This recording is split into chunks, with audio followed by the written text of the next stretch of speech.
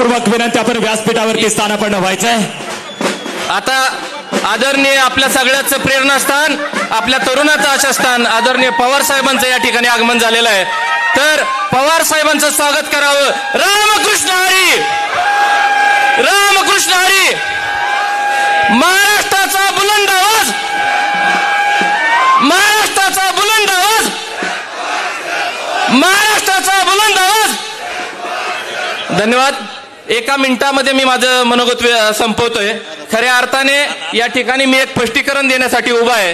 गेल्या 8 दिवसापासून विरोधी पक्षाचे उमेदवार वेळोवेळी खोटं बोलतात आणि एक चुकीची व्हिडिओ क्लिप दाखवतात. मी पवार साहेबांच्या सहमतीने एक 30 सेकंदाची क्लिप तुम्हाला दाखवतोय. इंदापूरच्या सभेमध्ये ज्यावेळेस एका माणसाला मारहाण केली, त्या कार्यकर्त्यांनी गुंडांनी मारहाण केली आणि त्यांनी त्याच्या भावना तिथं व्यक्त केल्या आणि तो सगळा व्हिडिओ त्यांनी क्रॉप केला आणि फक्त मी जे काही शब्द बोललो तेच दाखवण्याचा आपल्याला प्रयत्न केला. अशा प्रकारचा लबाड उमेदवार आपल्या समोर आहे. खरं काय आपल्या समोर येण्यासाठी फक्त 30 सेकंद आपलं घेतोय. मित्रांनो, आपण तो व्हिडिओ क्लिप ऐकावी आणि आपल्या लक्षात येईल तो माणूस त्या ठिकाणी काय म्हणलं होतं आणि मामा हा शब्द त्यांनी किती वेळा उच्चारला होता. रणजित गुटाळ, मी ज्योती क्रांती पतसंस्थेत जॉबला आहे. कोकटा फायनान्सचे अमित डोंबळे मला त्रास देत होते, गाडीचे हप्ते राहिले म्हणून. मी त्यांना म्हणलं मी माझा 1 हप्ता 10 तारखेला ऑनलाईन पेड केलाय, पण त्यांनी आज काय केलं, पतसंस्थेत आले आणि मला बाहेर बोलवलं. मला म्हणले तुम्ही आजच्या आज हप्ता भरा, नाही तर मग काय खरं नाही तुमचं. मी म्हणलं साहेब तुम्हाला ऑथॉरिटी नाही म्हणलं माझ्या अंगाला हात वगैरे लावायची, मी सुद्धा फायनान्स मध्येच काम करतोय. मग मी माझ्या ओळखीच्या पोलिसांना पण फोन लावला. ते म्हणले त्यांना काय हात लावू नका, तुम्हाला गाडी न्यायची असेल तर न्या, किंवा ते जर पेमेंट करतो बोलले 8-10 दिवसात तर ते करतील. पण त्यांनी मला तिथून बाहेर काढलं, बुलेटवर बसवलं आणि बाहेर आणलं. मला म्हणले तू पोलीस स्टेशनला जा, नाही तर कुठे बी जा, तू आमचं काय करू शकत नाही. आम्ही मामाला फोन लावतो, आम्ही मामाला फोन लावतो, असं त्यांचं चाललं होतं. ऐका, मामाला फोन लावतो, मामाला फोन लावता असं त्यांचं चाललं होतं. यावरून हा इंदापूरचा लबाड मामा आपल्या समोर खोटं बोलतोय हे सिद्ध होतंय. एवढंच आपल्याला सांगायचंय. साहेबांना हात जोडून विनंती आहे, साहेब या परिसरामध्ये आपण आलाय. छत्रपती कारखाना हे आमचा प्रपंचाचं साधन आहे. या कारखान्यातून निघणारा बॉयलरचा धूर, आमच्या सभासदांचा निघणारा चुलीतून धूर हा एकच आहे. म्हणून आपण हात जोडून विनंती, आपण छत्रपती कारखान्याकडे लक्ष द्यावं. आणि एकच सांगतो, जर या महाराष्ट्राची जर घडी बसवायची असेल तर आदरणीय पवार साहेबांशिवाय पर्याय नाही. आणि इंदापूर तालुक्याची जर विस्कटलेली घडी बसवायची असेल तर हर्षवर्धन पाटील साहेबांशिवाय पर्याय नाही. म्हणून आपल्याला विनंती, येणाऱ्या 20 तारखेला सगळ्यात जास्त बहुमताने हर्षवर्धन पाटील साहेबांना निवडून द्यावं आणि तुतारी वाजणाऱ्या माणसाला मतदान करावं अशी विनंती करतो आणि थांबतो. जय हिंद, जय महाराष्ट्र. धन्यवाद. यानंतर मनोगत व्यक्त करण्याची विनंती तालुक्याचे अध्यक्ष सन्माननीय ॲडव्होकेट सिंहजी पाटील साहेब. आदरणीय पवार साहेबांचं आज संसद या गावी आगमन झालेलं आहे. इंदापूर तालुका राष्ट्रवादी काँग्रेसच्या वतीनं मी आदरणीय पवार साहेबांचं स्वागत करतो. या सभेसाठी उपस्थित असलेले इंदापूर विधानसभेचे उमेदवार सन्माननीय हर्षवर्धनजी पाटील आणि सन्माननीय व्यासपीठ, आज या ठिकाणी ऐतिहासिक क्षण आहे की इंदापूरच्या विधानसभेत हर्षवर्धन पाटलांना आदरणीय पवार साहेबांनी राष्ट्रवादी काँग्रेसच्या माध्यमातून उमेदवारी दिली आणि एक उमदा सुसंस्कृत चेहरा आपल्याला उमेदवार म्हणून लाभलेला आहे. आदरणीय पवार साहेबांना महाराष्ट्रात सत्ता परिवर्तन करायचं आहे आणि हे परिवर्तन करत असताना त्यांना आपण सगळ्यांनी साथ देणं गरजेचं आहे.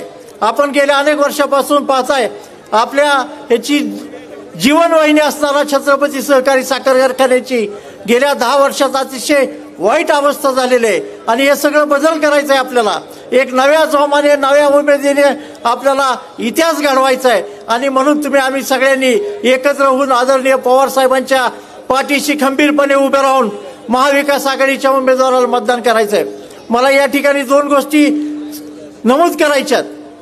शेतकऱ्यांना 72,000 कोटी रुपयाची ज्यांनी कर्जमाफी दिली, ज्यांच्यामुळं वीज बिल माफ झालं, ज्यांच्यामुळे या परिसराचं नंदनवन झालं, इंदापूर तालुक्यात सिलारमास सारखा औद्योगिक प्रकल्प ज्यांनी आणला, ज्यांनी या वालचंदनगर कारखान्याला काम मिळवून दिलं, त्यामुळे जंक्शनला औद्योगिक वसाहत वाढली, या परिसराचा औद्योगिक विकास करण्याच्या दृष्टीनं ज्यांनी मोलाचं काम केलं, ते आदरणीय पवार साहेबांनी इतकं योगदान या परिसरात दुसऱ्या कोणाचंही नाही. आदरणीय पवार साहेबांनी तुमचं आमचं राहणीमान उंचावण्यासाठी आपला सण उंचावण्यासाठी आतोनात प्रयत्न केलेले आहेत.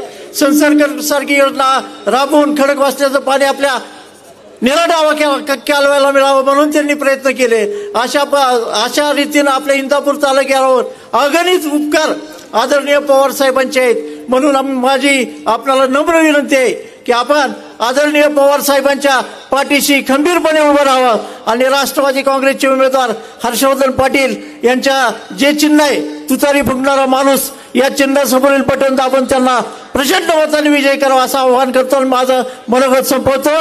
जय हिंद, जय महाराष्ट्र. यानंतर मनोगत व्यक्त करण्याची नम्रपूर्वक विनंती छत्रपती कारखान्याचे माजी संचालक सन्माननीय मुरलीधर काका निंबाळकर. काका, आपण मनोगत व्यक्त करावं.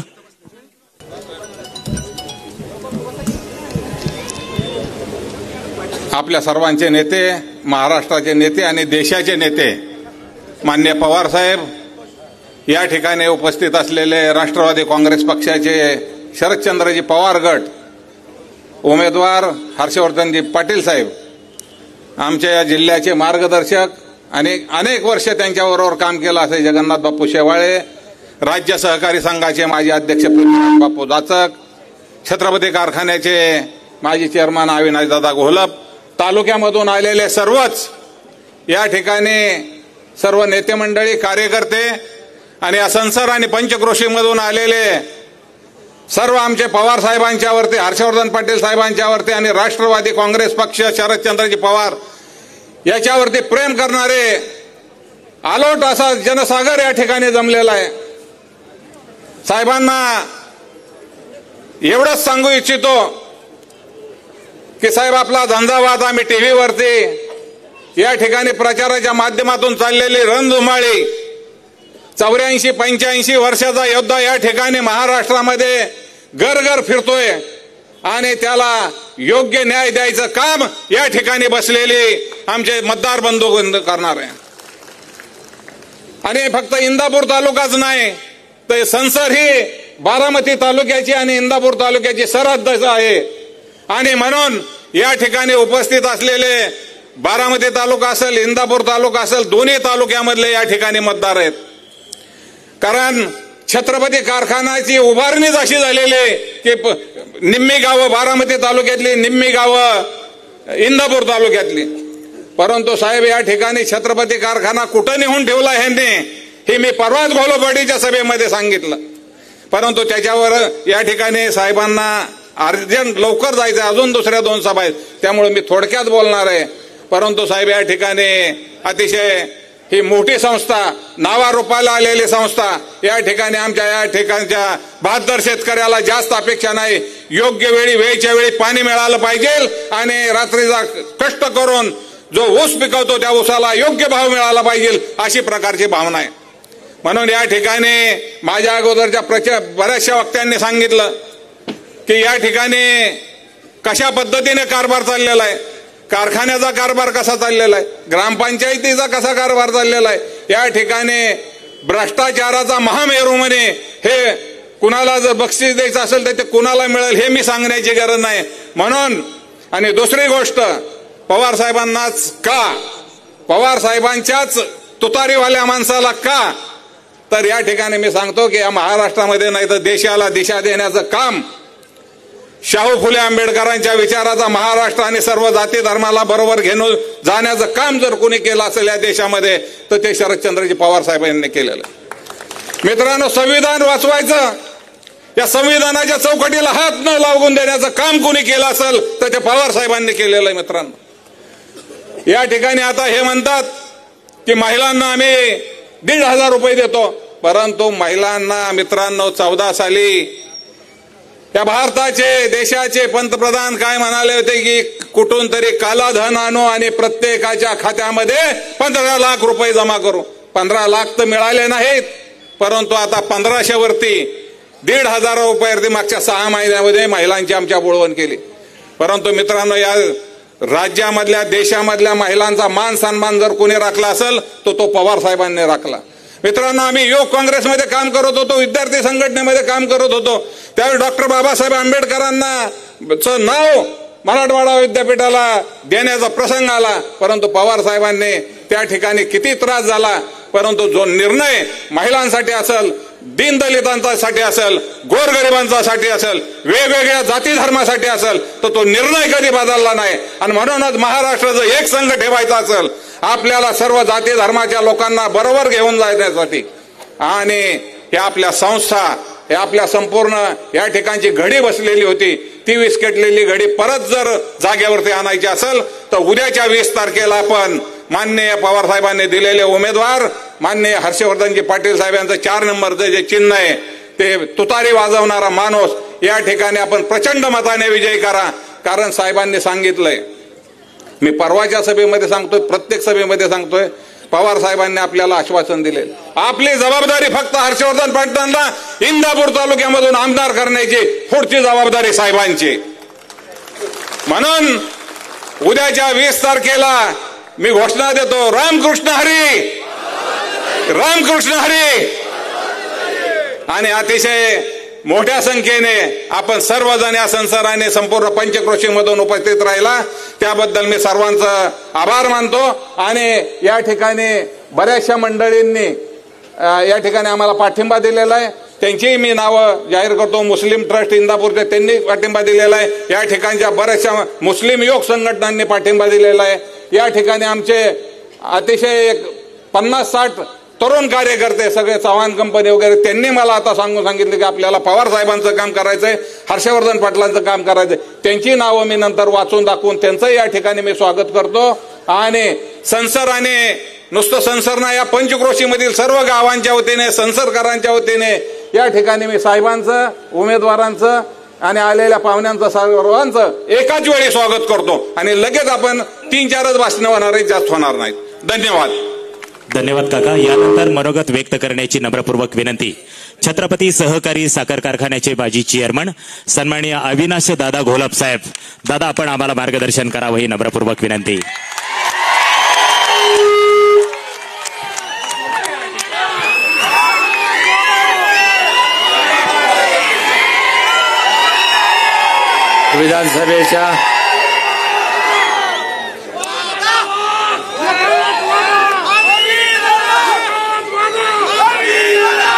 विधानसभेच्या प्रचारानिमित्त या ठिकाणी उपस्थित असलेले देशाचे नेते आदरणीय पवार साहेब, आपल्या इंदापूर विधानसभेचे उमेदवार हर्षवर्धनजी पाटील साहेब, जिल्हाध्यक्ष जगन्नाथ बापू शेवाळे आणि व्यासपीठावर उपस्थित असलेले सर्व पक्षाचे कार्यकर्ते, या उमेदवाराचे हितचिंतक आणि या पंचक्रोशीतील व कारखाना परिसरातील जमलेल्या सर्व सभासद व ग्रामस्थ बंधू भगिनींनो, या आपल्या पश्चिम भागामध्ये प्रचार सभा सहसा कधी होत नव्हती, परंतु या सर्व कार्यकर्त्यांनी त्या ठिकाणी पवार साहेबांना विनंती केली.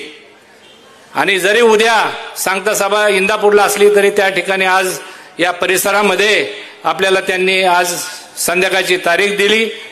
हेच मोठं आपलं या ठिकाणी भाग्य आहे. त्यांनाही या ठिकाणी अजून 2 सभेला जायचं आहे, परंतु त्यांनी आपल्या या ठिकाणी का तारीख दिली याचाही आपण विचार केला पाहिजे.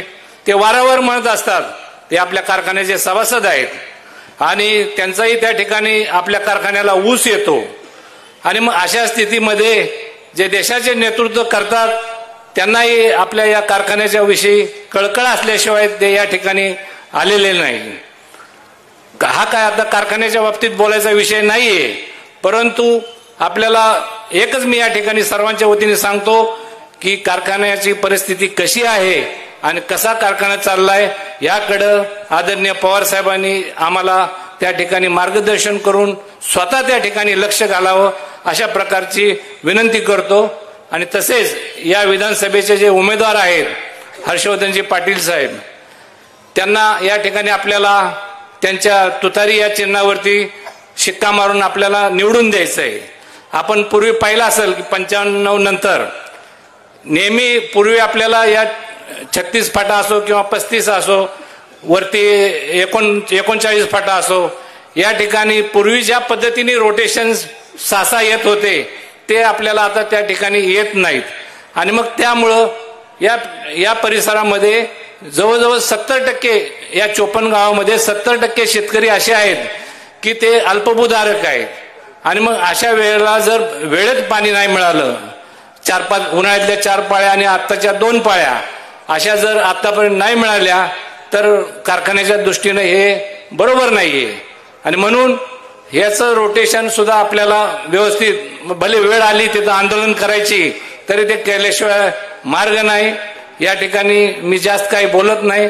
येणाऱ्या विधानसभेच्या 20 तारखेच्या मतदानाला उमेदवार आपले हर्षवर्धनजी पाटील साहेब यांना प्रचंड मताने निवडून देण्यास आपण सर्व सहकार्य करावे अशा प्रकारची विनंती करून मी माझे 2 शब्द संपवतो. जय हिंद, जय महाराष्ट्र. धन्यवाद दादा. यानंतर मनोगत व्यक्त करण्याची नम्रपूर्वक विनंती महाराष्ट्र राज्य सहकारी साखर कारखाना महासंघाचे माजी अध्यक्ष सन्माननीय पृथ्वीराज बापू जाचक.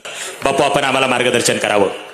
आपल्या सर्वांचे नेते आदरणीय साहेब, ज्यांच्या प्रचारासाठी आपण या ठिकाणी जमलेलो आहोत, आदरणीय हर्षवर्धन पाटील साहेब, जगनबाबू शेवाळे, तालुका काँग्रेसचे अध्यक्ष तेसिंग पाटील, सन्माननीय व्यासपीठ आणि उपस्थित संसद आणि परिसरातील माझ्या ग्रामस्थ बंधू भगिनी, माझ्या तरुण मित्रांनो, आज संसदी सभा ठरल्यानंतर मग या ठिकाणी येऊन गेलो. इथं गेल्यानंतर साहेबांना जेव्हा घ्यायला तर आम्ही सगळेजण तिथे गेलो. मी हर्षवर्धन पाटील साहेब, इथले इतकेच लोक तिथे हजर होते.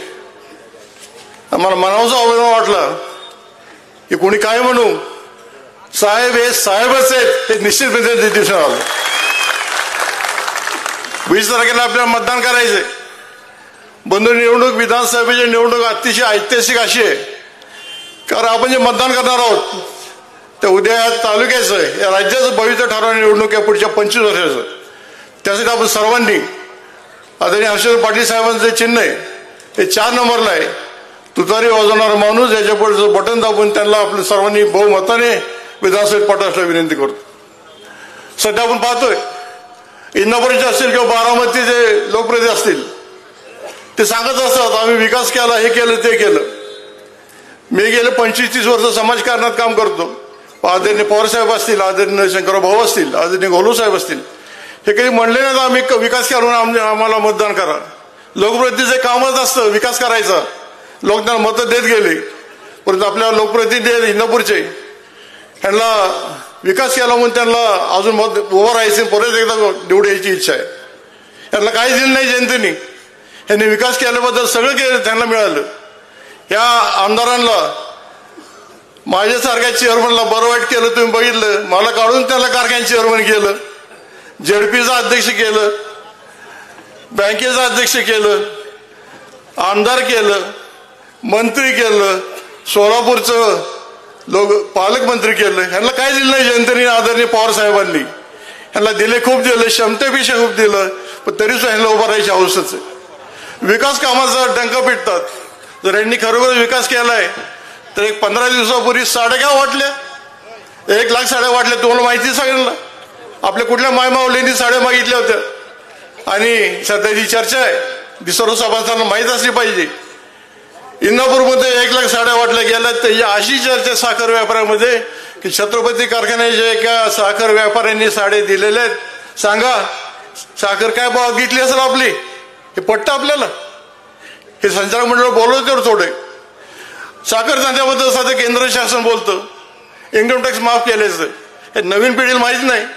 इन्कम टॅक्सचा प्रश्न निर्माण झाला त्याला पहिलं कारण म्हणजे पाहिलं छत्रपती, माळेगाव आणि प्रवरेपासून हा प्रश्न निर्माण झाला. दिलेल्या व्यापारापेक्षा जास्त भाव दिला म्हणून इन्कम टॅक्स आला. त्याला कारण हे 3 कारखाने झाले.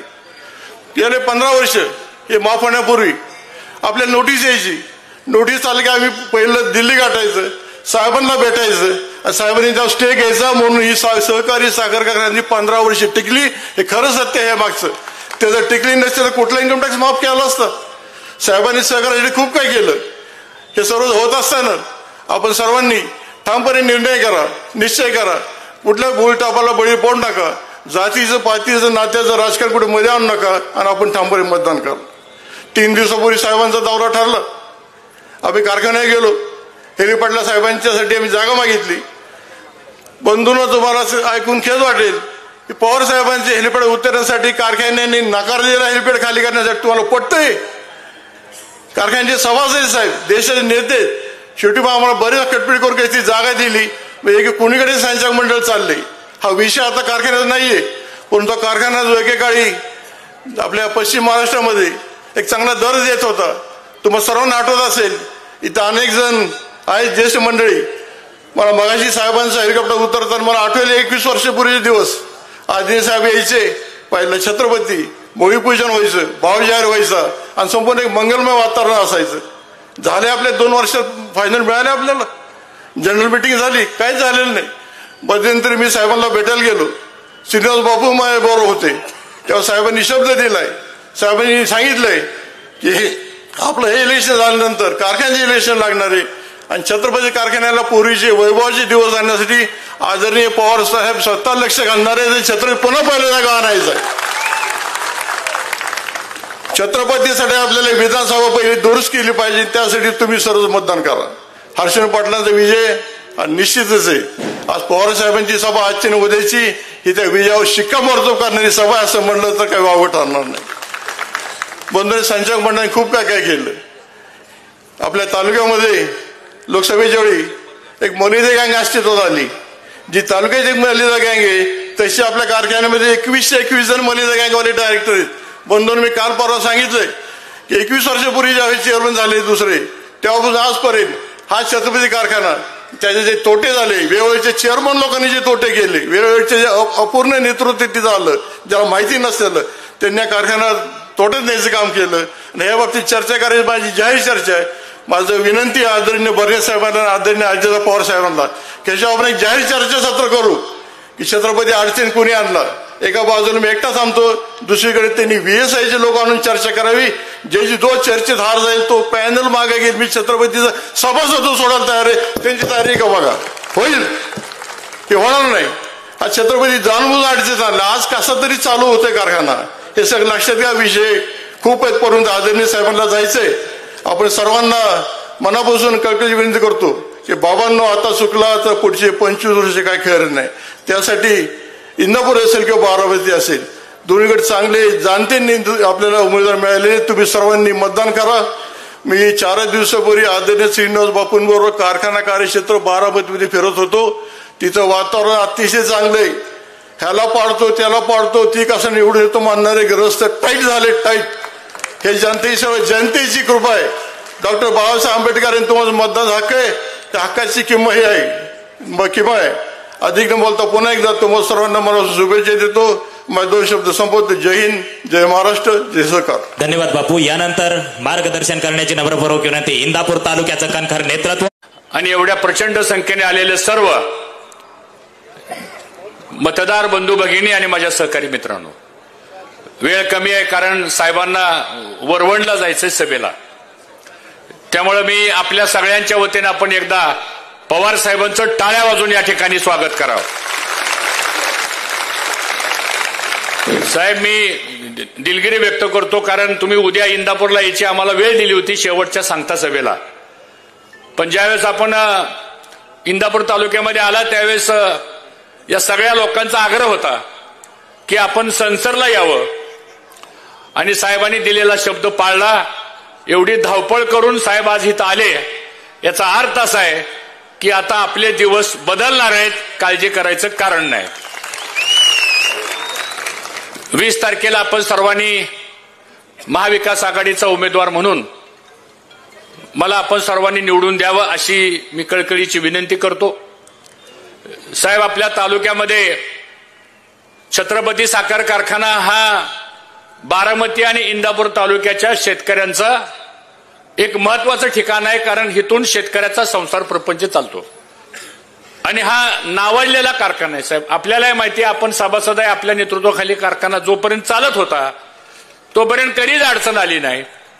पण आपण ज्यांच्यावर जबाबदारी सोपवली त्यांच्याकडे गेल्यानंतर गेल्या 25 वर्षामध्ये ह्या कारखान्याची जी अधोगती झाली ती साहेब आम्हाला कोणाला पाहवत नाही.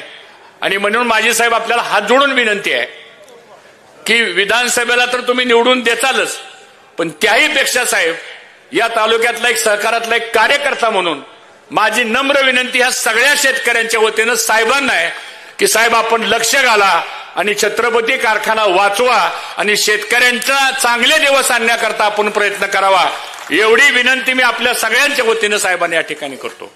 चिंता करू नका, साहेबांनी ठरवलंय. मी पण राष्ट्रीय स्तरावरच्या एका साखर संघाचा अध्यक्ष आहे. कारखान्याला लागणारी मदत करायची असल्यानंतर, साहेब मागा असल्यानंतर NCDC वगैरे या ज्या वित्त संस्था आहेत, आपण त्या संस्थेमध्ये आपण काम करतोय आणि साहेबांचा आशीर्वाद आपल्या पाठीमागे असल्यानंतर मला वाटतं कुठल्याही प्रकारची अडचण आपल्या कारखान्यांना मदत करायला येणार नाही. आणि साहेबांची तर भूमिका अशीच असते, कारखाना कोणाच्याही ताब्यात असो किंवा कोणीही चेअरमन असो, पण त्या शेतकऱ्याकरता साहेब कायम काम करत असतात. आणि म्हणून शेतकऱ्याचा नेता म्हणून, शेतकऱ्याचा एक प्रतिनिधी म्हणून साहेबांनी आपल्या आयुष्यामध्ये शेतकऱ्यांच्या मध्ये एक सन्मान निर्माण केलेला आहे. आणि म्हणून आज आपण सर्वजण ह्या एवढ्या संख्येने इथं आलेलात. मी आपला अधिक काय वेळ घेणार नाही, कारण उद्या आपली मोठी सभा होणार आहे. सगळ्याला विनंती आहे, नाहीतर आज इथं साहेब आले म्हणून उद्या आपण इंदापूरला येणार नाही असं करू नका, कारण तिथला कार्यक्रम म्हणजे आपल्याला इंदापूर तालुक्यातला गद्दारांचा करेक्ट कार्यक्रम करायचा आहे आणि त्यासाठी आपण सर्वांनी त्या ठिकाणी यावं. आज साहेब हे शेतकऱ्यांच्या विरोधातलं सरकार आहे. आपल्या ह्या सरकारने साहेब शेतकऱ्यांच्या करता 5 रुपयाचं अनुदान जाहीर केलं. 3 महिने झालं अनुदान आमच्या खात्यात जमा झाले नाही. नुसत्या घोषणा द्यायचं काम चाललेलं आहे. वीज बिल माफ केली म्हणून सांगितलं, आम्हाला वीज बिलाचे आकडे आता हाय असे यायला लागलेले आहेत. त्यामुळे कुठलंच शेतकऱ्यांच्या भल्याचं काम झालेलं नाही. आणि म्हणून आज साहेब शेतकरी हवालदिल झालेला आहे. आपल्या सर्वांना माहिती, आपण युट्यूबवर बघत असाल, गेले 10-12 दिवस झालं महाराष्ट्रामध्ये एकाच नेत्याचा आवाज चालतोय, तो म्हणजे आदरणीय पवार साहेबांचा आवाज चालतोय. आणि कुठल्याही भागातल्या सभा आपण बघा, काल साहेब आपली वाईला सभा झाली आणि वाईच्या उमेदवार कोण आहेत माहिती आपल्याला? या संसर गावातल्या निंबाळकर कुटुंबातल्या एक आमच्या भगिनी, त्यांना पवार साहेबांनी वाईला उमेदवारी दिलेली आहे. आपण सर्वांनी साहेबांचं टाळ्या वाजवून अभिनंदन केलं पाहिजे. म्हणजे ही दृष्टी कुणाकडे आहे? ही दृष्टी फक्त पवार साहेबांकडे आहे. आणि काय साहेबांना ह्या वयामध्ये करायचंय? फक्त बिघडलेली महाराष्ट्रातली विस्कटलेली घडी ही बसवायचं काम आपल्याला करायचं आहे.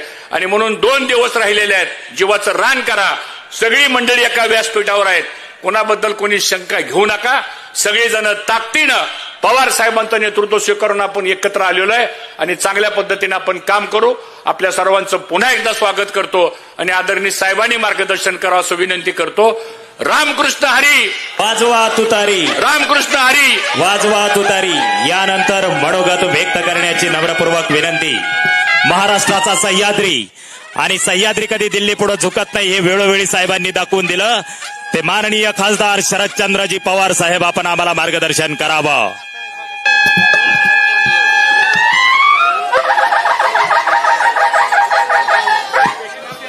ज्यांच्या हातात आपण विचार ऐकले ते आपल्या राज्याचे माजी मंत्री, आजचे उमेदवार हर्षवर्धन पाटील,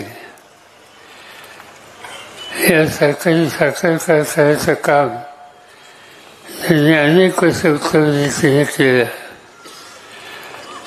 या क्षेत्राचे जाणकार विश्वास जाचक, व्यासपीठावरचे सगळे मान्यवर, सरकारी बंधू वगैरे, उद्या होणाऱ्या महाराष्ट्राच्या विधानसभेच्या निमित्तानं हर्षवर्धन पाटलांना मोठ्या मतांनी विजयी करावं आणि एक सक्षम असा प्रतिनिधी म्हणून महाराष्ट्राच्या विधिमंडळामध्ये त्यांना पाठवावं ही विनंती करण्यासाठी मी आलो आहे. हे फार वर्षांनी या ठिकाणी आलं आहे. एक काळ असा होता की मी शिकायला काचेच्यामध्ये होतो प्राथमिक शाळेमध्ये, आणि मला एक गोष्ट आठवते, या भैरवनाथ मंदिराच्या जवळ वर्षात एकदा कुस्त्या असायच्या आणि मी इथं कुस्ती खेळलो आहे. लहान असताना कुस्ती जिंकली तर हातात रेवड्या दिल्या, पैसे कोणी देत नव्हतं, रेवड्या द्यायची या ठिकाणी. तर तेव्हापासूनची आठवण मला या ठिकाणी होते. नंतरच्या काळामध्ये मी कॉलेजमध्ये शिकायला गेलो. घरी नंतर आल्याच्या नंतर एक गोष्ट नेहमी बघायला मिळायची. माझे वडील हे छत्रपतीचे संचालक होते. त्यावेळेला साहेबराव दत्तक हे छत्रपतीचे प्रमुख होते. माणिकराव दादा होते, विकराव निंबाळकर इथे होते, लासोन्याचे गोविंदराव पाटील होते.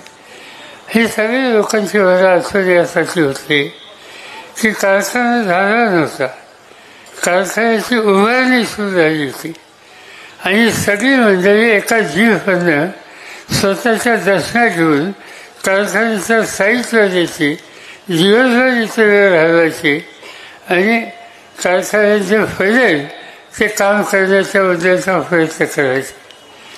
आणि त्या प्रयत्नातही कारखानदारी उभी राहिली. आणि त्याचं वैशिष्ट्य हे होतं की महाराष्ट्रामध्ये सगळ्यात काटकसरीने उत्तम चाललेला कारखाना कोणता, तर तो छत्रपती, अशी चर्चा सगळी करायची. कधी कधी लोक चेष्टेने सांगायचे की यांचं गेस्ट हाऊस सुद्धा कधी चालत नाही, इथं कुणाचे चहापाणी सुद्धा करत नाही, पण फळी वाचवतात, अतिशय चिकटीने कारखाना चालवतात. हे या कारखान्याचं वैशिष्ट्य होतं. साहेबराव होते, माणिकराव होते, नंतरच्या काळात सुशांत होते. म्हणजे काही काळ माझे वडील बंधू हयात राहील, अप्पासाहेब पवार होते. या सगळ्या लोकांनी शेतकऱ्याचं हित एवढं एकच सूत्र मनात ठेवलं आणि त्या पद्धतीची कारखानदारी ही चाललेली असते. अलीकडे जे काय ऐकलं ते भयंकर आहे. छत्रपतीच्या बद्दल असं कधी ऐकायचं आम्हाला सवयच नाही. अलीकडच्या काळामध्ये या कारखान्याचं चित्र बिघडलं. पुणे जिल्ह्यात जे कारखाने आहेत त्याच्यात सगळ्यात खाली गेलेला कारखाना म्हणून छत्रपतीचं नाव घेतलं जातं. आज वारेगाव कारखाना आहे, सोमेश्वर कारखाना आहे, आपला कारखाना आहे. तुम्ही भावाची चर्चा जर केली तर माझी खात्री आहे, मला आपल्याला नक्की माहीत नाही, पण बहुतेक सोमेश्वर मालेगाव यापेक्षा 100 रुपये तरी तुम्हाला कमी मिळत असतील. किती मिळतात? किती? नाही, सोमेश्वरचा भाव काय? 3600 आणि छत्रपतीचा 3000. 600चा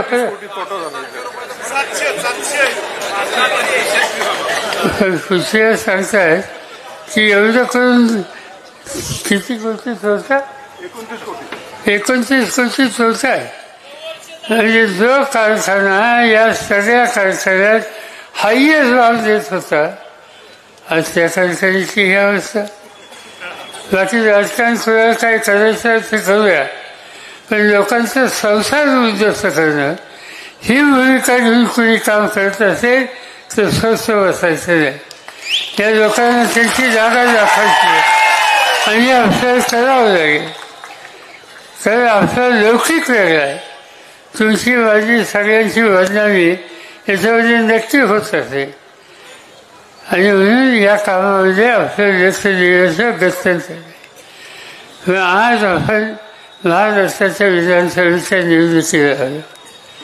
मला चित्र दिसतंय महाराष्ट्राच्या सगळ्या जिल्ह्यात मी गेलो, जवळपास ठिकठिकाणी लोकांशी बोलतोय. प्रचंड संख्येने लोकांची उपस्थिती आणि लोक एकच सांगतात, काही करा, परिवर्तन करा, राज्याचा चेहरा बदला. यशवंतराव चव्हाणांच्या सारख्या नेत्याच्या नेतृत्वाखाली, वसंतदादांच्या सारख्या सहकारी चळवळीला शक्ती देणाऱ्या नेत्याच्या नेतृत्वाखाली हे राज्य पुढे गेलं. या राज्याचा नावलौकिक देशात होता. एकेकाळी हे राज्य देशाच्या सगळ्या राज्यामध्ये 1 नंबरचं होतं. आणि हल्ली या देशाच्या अर्थ खात्यानं सर्व देशाच्या एकंदर राज्यांशी तपासणी केली आणि त्याचे नंबर लावले. आज महाराष्ट्राचा नंबर 1 वरून 11 वर गेले. आपण इतके खाली घसरले आणि का? चुकीचं नेतृत्व, चुकीची धोरण. आज हे राज्य पुन्हा नेतृत्व हे जर करायचं असेल तर उद्याच्या विधानसभेच्या निवडणुकीमध्ये चांगले लोक आले पाहिजे.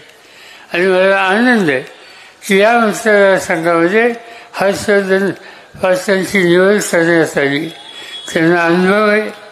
महाराष्ट्राचे सरकार मंत्री म्हणून त्यांनी काम केलं, इतर खात्यांची जबाबदारी सांभाळली. अलीकडच्या काळामध्ये सत्य फसून बाजूला गेले, पण आपला मूळ विचार जो आहे सहकाराचा त्याच्यामध्ये त्यांनी अधिक लक्ष घातलं.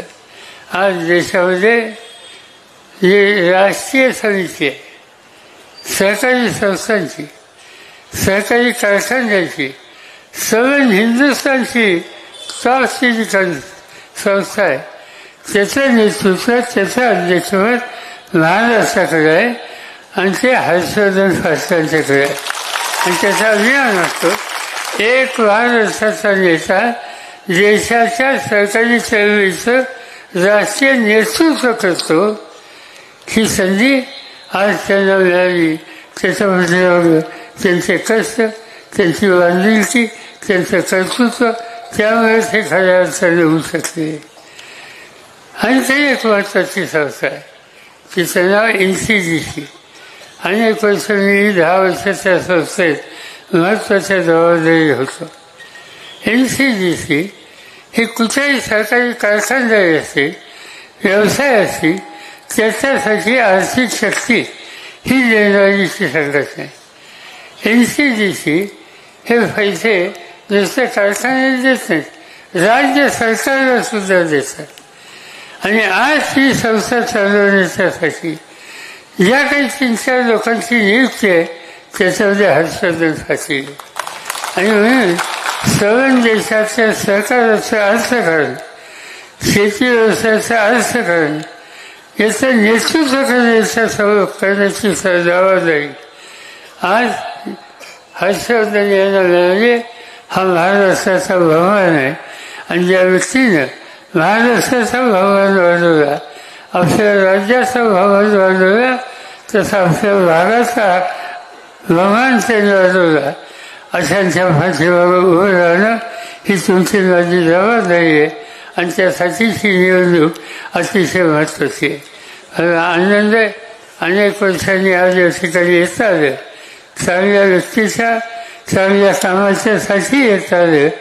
उद्याच्या निवडणुकीमध्ये मतदार केंद्रात तुम्ही गेल्याच्यानंतर जी काही मतपत्रिका असेल त्याच्यामध्ये जी त्यांची खूण आहे की तुतारी वाजवणारा माणूस त्याच्यासोबत वचन दावा, मोठ्या मताने त्यांना विजय करा, मी तुम्हाला खात्री देतो.